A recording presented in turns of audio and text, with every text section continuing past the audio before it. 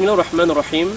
Alhamdulillah wa kafa, wassalatu wassalamu ala nabiyyina al-mustafa wa ala alihi wa ashabihi wa man sara ala nahji wa iqtafa atharahu ila yaumiddin, amma ba'du.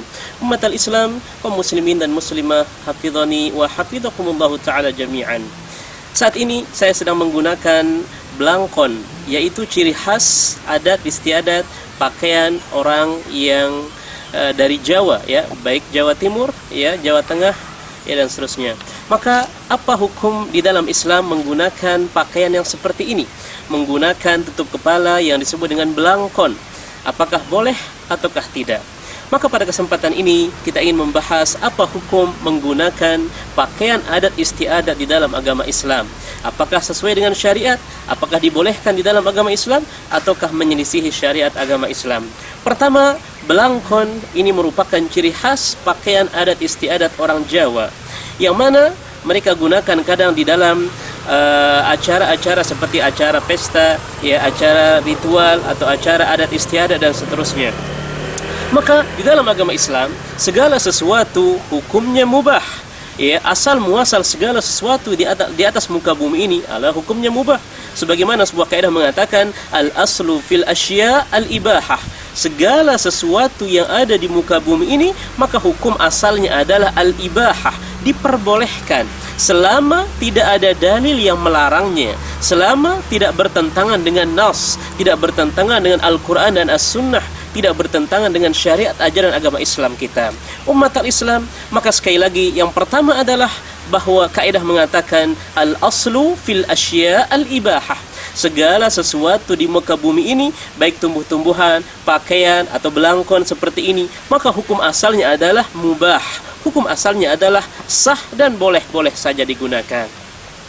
Kemudian ada sebuah kaidah lagi yang mengatakan bahwa al-adatu muhakkamah, bahwa adat istiadat itu adalah boleh dijadikan hukum selama adat istiadat tersebut tidak bertentangan dengan syariat agama Islam, maka hukumnya sah. Seperti di Jawa mungkin atau di Betawi ada adat istiadat sebelum menikah dia berpantun dulu, maka berpantun dalam agama Islam tidak masalah, ya. Atau mungkin ada beberapa adat-adat yang selama adat istiadat tersebut tidak bertentangan dengan syariat agama Islam, maka hukumnya boleh, tidak mengapa dijadikan sebuah hukum, ya. Al-adatu muhakkamah, adat istiadat kadang bisa dijadikan suatu hukum.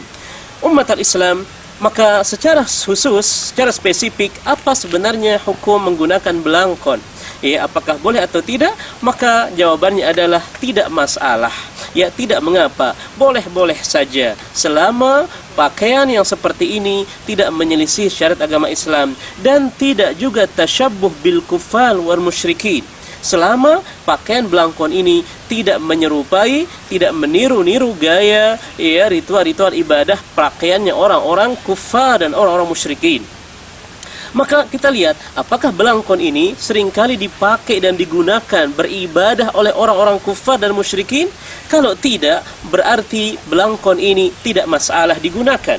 Tidak mengapa, karena dia tidak menyelisih syariat agama Islam dan juga tidak tasyabbuh bil kuffar wal musyrikin, tidak menyerupai gaya pakaian orang-orang kufar musyrikin di dalam melaksanakan ritual-ritual ibadah. Karena Nabi mengatakan man tasyabbaha biqaumin fahuwa minhum, barang siapa yang meniru-niru menyerupai suatu kaum maka mereka, ya, dia berarti termasuk dari kaum tersebut. Maka kembali kepada belangkon ini, apakah ini adalah pakaian yang meniru menyerupai seragam atau pakaian yang dipakai ritual orang-orang kufar wal musyrikin dalam ibadah? Maka jawabannya tidak. Tidak pernah kita melihat orang Buddha, orang Hindu atau orang Kristen menggunakan ini dalam ritual ibadah. Maka sekali lagi, dalam sisi syariat, dalam sisi adat istiadat dan seterusnya tidak ada pelanggaran di dalamnya. Dalam sisi tasyabbuh juga tidak ada tasyabbuh bil kufar musyrikin. Sehingga bisa kita simpulkan umat al-Islam bahwa menggunakan belangkon yang seperti ini sah-sah saja dan tidak masalah, ya, tidak melanggar syariat agama Islam dan juga tidak tasyabbuh bil kufar wal musyrikin. Maka ini yang bisa Anda sampaikan pada kesempatan kali ini. Jadi sekali kesimpulannya adalah tatkala kita memakai pakaian seperti batik seperti ini atau belangkon dan seterusnya, selama tidak melanggar bertentangan dengan syariat agama Islam dan juga selama tidak tasyabbuh bil kufar wal musyrikin, maka kembali kepada kaedahnya, yaitu al-aslu fil asya al-ibahah. segala sesuatu di muka bumi ini, maka hukum asalnya adalah boleh-boleh saja. Tetapi kalau ada nas, ada dalil syariat yang melarangnya, maka baru dia menjadi tidak boleh, ya. Atau tasyabuh bil kufar wal musyrikin, maka baru dia tidak boleh. Maka umat Islam ketika kita memakai sesuatu, memakai belangkon atau memakai batik atau memakai celana, sarung dan seterusnya, maka kita lihat dari perspektif syariat agama Islam kita. Apakah bertentangan dengan syariat agama Islam kita? Apakah tasyabuh bil kufar wal musyrikin? Ya, selama tidak ada perkara atau tidak ada masalah, tidak bertentangan dan tidak tasyabuh, maka pakaian tersebut hukumnya sah-sah saja untuk digunakan. Maka inilah beberapa kaidah yang bisa saya sampaikan pada kesempatan ini.